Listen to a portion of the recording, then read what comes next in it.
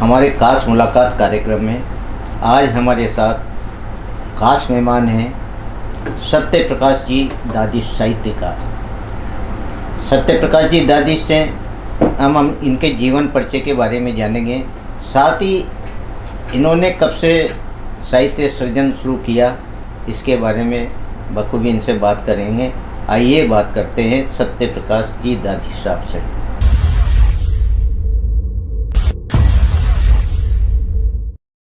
दादिश साहब, आपका हमारे स्टूडियो में बहुत बहुत स्वागत है। आपका भी बहुत बहुत आभार है भाई साहब दिनेश। दादिश साहब, अपने जीवन परिचय के बारे में बताएं। आप कहाँ से हैं, शिक्षा आपकी कहाँ हुई और किस रूप में आप इस साहित्य सृजन से जुड़े? भाई साहब, मैं आपको बताऊं कि बाल्यावस्था से ही हमने देखा हमारे पिताजी को कविताएं सुनने का बहुत ज़्यादा शौक़ था। यहाँ कोटा दशहरे मेले में जब भी कवि सम्मेलन होता था तो कोई औपचारिकता नहीं होती थी, एक उत्सव की तरह हमें सजाया जाता था, तैयार किया जाता था कि कवि सम्मेलन सुनने चलेंगे, एक त्यौहार की तरह। तो एक ऐसा माहौल हमें मिला कविता सुनने का। और जब हम यहाँ आते थे, आदरणीय दादा दुर्गादान सिंह गौड़, विश्वामित्र जी दादिच और ऐसे ख्याति नाम कवियों को हम सुनते थे, तो वहीं से मेरे मन में छाप पड़ी कि मुझे बीजांकुरण हुआ कविताओं का। और फिर मैंने कक्षा 8वीं से कविताएं लिखना प्रारंभ किया। सत्य प्रकाश जी, आप अपने जीवन परिचय के बारे में बताएं। आप कहाँ से हैं और आपकी शिक्षा कहाँ से हुई? मेरी प्रारंभिक शिक्षा, मेरा एक छोटा सा गांव है करवाड़, जिसका शाब्दिक अर्थ होता है करवारी। एक हाथ ज़मीन पे खोदते ही वहाँ पे पानी निकलने लग जाता था। इस तरह का वातावरण वहाँ गांव में था। वहाँ से मेरी प्रारंभिक शिक्षा हुई और फिर मैं कॉलेज में मैंने विज्ञान विषय में पढ़ाई के लिए कोटा में प्रवेश किया। यहाँ भी मुझे साहित्य का माहौल मिला। विज्ञान का विद्यार्थी होने के बावजूद भी आदरणीय राजेंद्र पंवार जी के समकक्ष में रहा और उन्होंने उस टाइम पे हफीज राही जी कवि हैं, उनके नेतृत्व में नवसर्जन काव्य मंच का गठन किया। तब हम बाहर चबूतरियों पे बैठ कर के, छतों पे बैठ कर के काव्य गोष्ठियाँ किया करते थे। उसका अलग ही आनंद था साहब। सत्य प्रकाश जी, जब आपने प्रथम बार अपना जो काव्य वाचन कब किया था, उस समय कैसा आपको महसूस हुआ था? उस समय बहुत छोटी सी उम्र थी। हमारे पिपलदा में कवि सम्मेलन था, तो विश्वामित्र जी दादिच आदरणीय वहाँ संचालन कर रहे थे। उस समय मैंने एक छोटी सी कविता वीर रस की शहीद के नाम से बनाई थी, उसका पाठ किया था। मुझे काफ़ी अच्छा लगा था भाई साहब। सत्य प्रकाश जी, आपने किन किन विधाओं में साहित्य में अपना सृजन किया? दिनेश जी भाई साहब, सही बात मैं बताऊं कि साहित्य की समझ तो मुझे बिल्कुल भी नहीं है, क्योंकि विज्ञान वर्ग का विद्यार्थी रहा हूं। कविताएं मैंने कुछ नहीं लिखी। हाँ, मैंने अभिधा जरूर लिखी है। जैसा मैंने देखा है वैसा मैं लिखता गया। मैंने पर्यावरण के बारे में कविताएं लिखी। एक ही विषय पे कम से भी कम 11 कविताएं मैंने लिखी। बेटी पे मैंने 11 कविताएं लिखी, पिता पे मैंने 11 कविताएं लिखी। पर्यावरण, परिवार, समाज और देश के लिए मैंने कविताएं लिखी है भाई साहब। यानी जो देखा वही आपने लिख दिया। हाँ। और समाज को वो परोसा आपने। सत्य प्रकाश जी, आपने कोई अपनी पुस्तक साहित्य प्रकाशन में लाए आप? हाँ। या साहित्य अकादमी से आपको कहीं से इसकी वो संबल मिला हो? साहित्य अकादमी से तो संबल नहीं मिला। एक मैंने पुस्तक जो बावरा मन के नाम से प्रकाशित हुई है, जो मैं आपको भेंट करके जाऊंगा, ये मेरी उपलब्धि है। इसमें कम से भी कम 52 कविताओं का संकलन है और आगे भी मेरी एक और कविता संकलन की तैयारी चल रही है, अंगार पथ के नाम से। बहुत जल्दी वो आपके हाथों में होगी। सत्य प्रकाश जी, हाड़ौती साहित्यकारों का कुंभ है, यानी काव्य मंच भी यहाँ काफ़ी चलते हैं। किन किन साहित्यकारों का आपके लेखनी पर प्रभाव आया? आदरणीय दुर्गादान सिंह जी गौड़ है ना, आदरणीय विश्वामित्र जी दादिच, और वर्तमान में हम बात करें राजेंद्र जी पंवार भी अच्छे कवि हैं। उनका मेरे जीवन पे अमिट प्रभाव पड़ा है।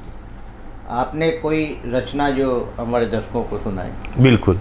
मैं एक रचना है मेरी, चिड़िया की बात, पर्यावरण संरक्षण से संबंधित रचना है, वह आपके सामने प्रस्तुत करता हूँ। बहुत दिनों बाद घरवाली ने बड़े प्यार से सेज सजाई थी। एक कवि ने कहा कि कविता को थोड़ा सा अच्छा करना है तो बीच में घरवाली को घुसा दो, कविता में दम आ जाता है, जबकि इस कविता में घरवाली का कोई रोल नहीं है। कल रात बहुत गजब हुई एक बात। घरवाली ने बड़े प्यार से बहुत दिनों बाद सेज सजाई थी। आधी रात को एक चिड़िया मेरे सपने में आई थी। पता नहीं वो इतना क्यों घबरा रही थी, कुछ बोल ही नहीं पा रही थी। फिर उसने धीरे से अपनी चोंच खोली, मेरे कान में वो धीरे से बोली कि हे मनुज, तुम धरती बांटो, अंबर बांटो, जल बांटो, पर पेड़ तो मत काटो रे। बहुत बढ़िया। पर पेड़ तो मत काटो रे। हमारी कई पीढ़ियां एक पेड़ पर गुजर जाती है और हमारी छोटी सी बेटी पेड़ को बाबा कह करके बुलाती है, और हमारी छोटी सी बेटी पेड़ को बाबा कह करके बुलाती है। वो उसकी बाहों में झूलना नहीं भूलती है, वो रोज उसकी बाहों में झूलती है और बाबा को प्रणाम करना कदाचित नहीं भूलती है, और बाबा को प्रणाम करना कदाचित नहीं भूलती है। और तिनके तिनके से घोंसला बनाना बहुत मुश्किल होता है। तिनके तिनके से घोंसला बनाना और उस छोटे से घोंसले में ऊंची उड़ान के सपने सजाना, उस छोटे से घोंसले में ऊंची उड़ान के सपने सजाना। और मैंने तो देखा है गौर से कि तुम तो पेड़ की पूजा करते हो। चिड़िया मनुष्य से कह रही है कि मैंने तो देखा है गौर से कि तुम तो पेड़ की पूजा करते हो, और जिसकी पूजा करते हो उसी को काटने से नहीं डरते हो। पेड़ बाबा मन्नतें पूरी करते हैं, क्या तुम इतना भी नहीं जानते हो? और तुम्हें तो जाकर के पेड़ के मन्नतों के धागे बांधते हो, और तुम्हें तो जाकर के पेड़ के मन्नतों के धागे बांधते हो। और जब ये पेड़ बाबा ही नहीं रहेंगे तो हम पंछी अपने दुखड़े किससे जाकर के कहेंगे? जब ये पेड़ बाबा ही नहीं रहेंगे तो हम पंछी अपने दुखड़े किससे जाकर के कहेंगे? और फिर कौन तुम्हारी छतों पे चेंचाएगा? फिर कौन तुम्हें सुबह मधुर गीत सुनाएगा? कौन मनमोहक नृत्य दिखाएगा? फिर तुम हमारी लाशों पर लंबी लंबी कविताएं लिखते रहना, और उड़ने वाले सुंदर पंछी होते थे अपने बच्चों से जा जा करके कहना, उड़ने वाले सुंदर पंछी होते थे अपने बच्चों से जा जा करके कहना। इस तरह की प्रकृति की रचना। बहुत बढ़िया। सत्यप्रकाश जी, आपने जो काव्य मंच, बड़े कई काव्य मंच साझा किए। हाँ सर। कहाँ किए सर आपने? मैंने पिपलदा में किए, और अपने मांगरोल में किए, अयाना में किए, और एक मंच यहाँ कोटा में किया। इस तरह से 4-5 मंच मैंने साझा किए। काव्य गोष्ठियों में भी आप भी कई संस्थाओं से जुड़े हुए होंगे। कौन कौन से ऐसे संस्थाएं जो आप काव्य मंचों से जुड़े रहे? सर्जन साहित्य समिति है, इससे मैं निर्माण काल से ही जुड़ा हुआ हूँ और अभी तक भी जुड़ा हूँ। ये संस्थाएं क्या काम करती है सत्यप्रकाश जी, कि किस तरह साहित्यकारों को आगे बढ़ाती है, क्या संबल देती हैं, क्या मानते हैं आप? हम न्यू बात करें आदरणीय दिनेश जी भाई साहब कि ये संस्थाएं साहित्यकारों को एकत्रित करती है। एकत्रित करने के बाद में जो बुजुर्ग साहित्यकार होते हैं, जिनके पास ज्ञान का भंडार भरा हुआ है, उनसे आगामी जो साहित्यकार हैं, आने वाले साहित्यकारों को कई तरह की प्रेरणाएं मिलती है। जैसे सर्जन साहित्य समिति की हम बात करें तो विगत लगभग 20 वर्षों से वो यहाँ पे जो पुराने साहित्यकार हैं उनको सम्मानित करते हैं और उनसे हम लोग प्रेरणा लेते हैं। बहुत बढ़िया। ये साहित्यकारों को सृजन का एक बहुत बड़ा मंच मान सकते हैं। सत्यप्रकाश जी, कोई रचना हो आपके पास, आपकी सुनाएं। मैं शिक्षा नगरी की हम बात कर रहे हैं। शिक्षा नगरी में आप भी बैठे हैं, मैं भी बैठा हूं, और शिक्षा नगरी में किस किस तरह के कांड होते हैं वो हम जानते हैं, है ना। आज हमारा युवा वर्ग आत्महत्या से जूझ रहा है ना। मैं विगत 30 सालों से साहब प्राइवेट शिक्षण संस्थानों से जुड़ा हुआ हूं, लेकिन जो सिलेबस हम देख रहे हैं वो बच्चों की मानसिक योग्यता से इतर है, कहीं ऊपर जा कर के हैं। इसीलिए बच्चों को आत्महत्या करनी पड़ती है। तब जा कर के मैं एक रचना लिखता हूं, पढ़ो बच्चों पढ़ो, कि हम इन नन्हे नन्हे बच्चों से क्या क्या उम्मीद कर बैठे हैं। साहब मेरा एक मित्र मिला मुझे, है ना, बड़ी महंगी कार से उतरा, उसके साथ में 5 साल का बच्चा, उसने चश्मा लगा रखा। उसने मुझसे पूछा तेरे बच्चे कहाँ पढ़ते हैं? मैंने कहा यार मेरे बच्चे तो सरकारी स्कूल में पढ़ते हैं। अरे यार कैसे इनका भविष्य बनाएगा, है ना, मेरा बच्चा देख कोटा के सबसे महंगे स्कूल में पढ़ता है, मैं इसको डॉक्टर बनाना चाहता हूँ, इंजीनियर बनाना चाहता हूँ। तब मैंने उससे कहा कि यार मित्र, डॉक्टर तो बहुत है डॉक्टर, गली गली में डॉक्टर है, इंजीनियर भी बहुत है, अगर बना सके तो इसे इंसान बनाना यार, इंसानों की कमी है। तब मैंने लिखा कि हम इन नन्हे नन्हे बच्चों से क्या क्या उम्मीद कर बैठे हैं, जैसे खिलते फूलों के मस्तक पर भारी पत्थर धर बैठे हैं, कच्ची उम्र में खुदकुशी कर लेते हैं मासूम बच्चे, पता नहीं इनके मन में क्या क्या डर बैठे हैं। आओ बड़े होने का फर्ज ईमानदारी से निभाते हैं, इन बच्चों के मन से डर कोसों दूर भगाते हैं, इनको कुछ अलबेलों की, मस्तानों की, आग में जलते परवानों की, आज़ादी के दीवानों की कहानी सुनाते हैं। पढ़ो बच्चों पढ़ो, अगर मरना ही चाहते हो तो शहादत की राह पे आगे बढ़ो। बहुत बढ़िया। तिरंगे को उन दीवानों की सलामी पढ़ो। क्या हमें पढ़ाना चाहिए था, क्या हम पढ़ा रहे हैं? तिरंगे को उन दीवानों की सलामी पढ़ो, सेल्यूलर जेल का काला पानी पढ़ो, जलियांवाले बाग की अमर वाणी पढ़ो, बूंदेलो हर बोलों के मुंह सुनी थी हमने, सन 57 की वो कहानी पढ़ो, और शेरों के दांत गिन लेता था वो भरत, उसके बचपन की नादानी पढ़ो, और अपनी इज्जत से प्यार करना सीख जाओगे बच्चों। आग में कूद पड़ी थी पद्मावती रानी पढ़ो, गांधी के अहिंसक संग्राम पढ़ो, आज़ाद के बेखौफ बयान पढ़ो, महाराणा प्रताप का अटल स्वाभिमान पढ़ो, पन्ना दाए का अमर बलिदान पढ़ो, अचूक निशाना लगाना सीख जाओगे बच्चों। अर्जुन सा ध्यान पढ़ो, रणभूमि में राणा सांगा के 80 घाव पढ़ो, छत्रपति शिवाजी के छापा मार दाव पढ़ो, इस मिट्टी से टीपू सुल्तान का लगाव पढ़ो, और बहती धारा का रुख मोड़ दोगे बच्चों। नरेंद्र से विवेकानंद का बदलाव पढ़ो, नरेंद्र से विवेकानंद का बदलाव पढ़ो। प्रेम अगर करना चाहते हो तो मीरा का श्याम पढ़ो, आदर्श अगर बनना चाहते हो तो सीता राम पढ़ो, और जिस दिन हिम्मत हारने लगो ना बच्चों, उस दिन फिर APJ अब्दुल कलाम पढ़ो, और इस दुनिया में जहाँ भी रहो बच्चों, वहाँ सारे जहाँ से अच्छा हिंदुस्तान पढ़ो, सारे जहाँ से अच्छा हिंदुस्तान पढ़ो। बहुत सुंदर रचना सत्यप्रकाश जी आपने सुनाई आज के युवा वर्ग के लिए। आपने अपनी जो साहित्य सृजन में आज के समाज को क्या परोसा, क्या आपने शिक्षा के रूप में उसमें सामने लाया?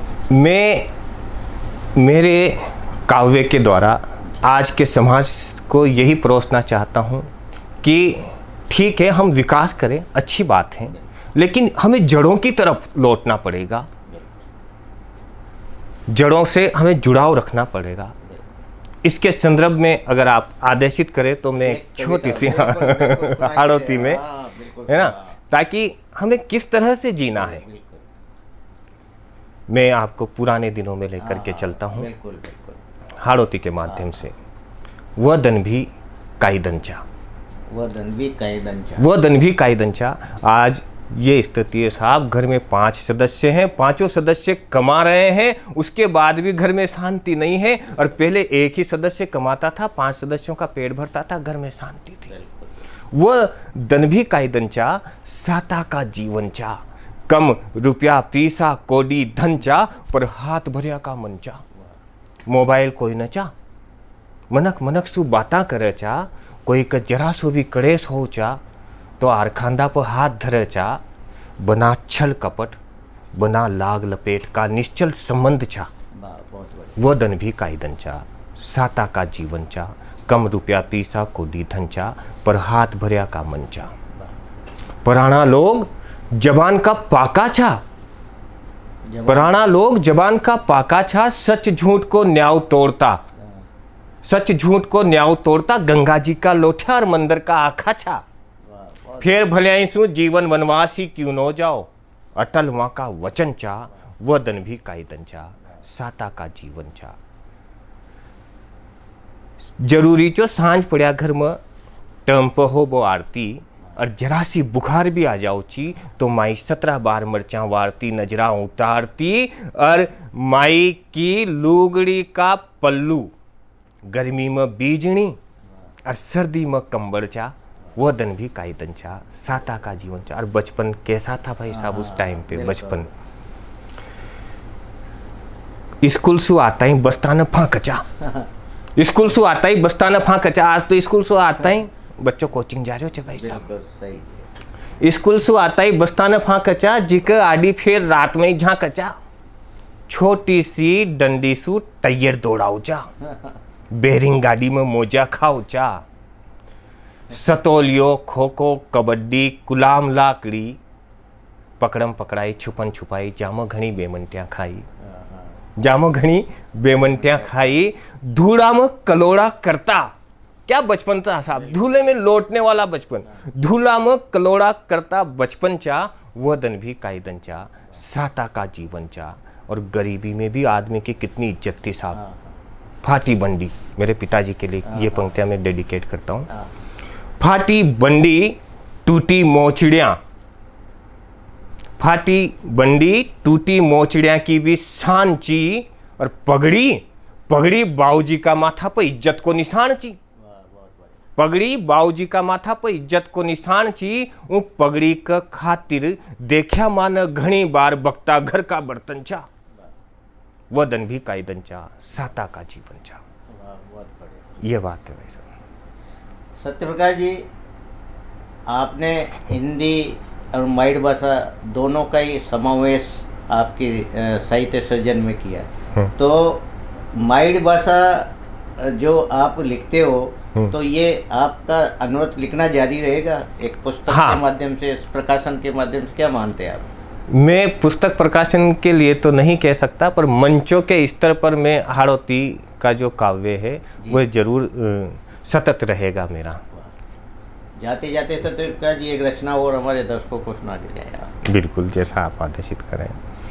मैं केवल 4 पंक्तियां आज के युवा जो लेखन क्षेत्र में आना चाहते हैं उनसे 4 पंक्तियों के माध्यम से कहना चाहता हूं कि हर बात बेबाक लिख सके तो लिखना अगर आसान काम होता साहब, हंसाना आसान काम हो सकता है, आप चुटकुले सुना करके हंसा सकते हो, लेकिन कविता लेखन जो एक जागरण का काम हुआ करता था, लोग जागा करते थे।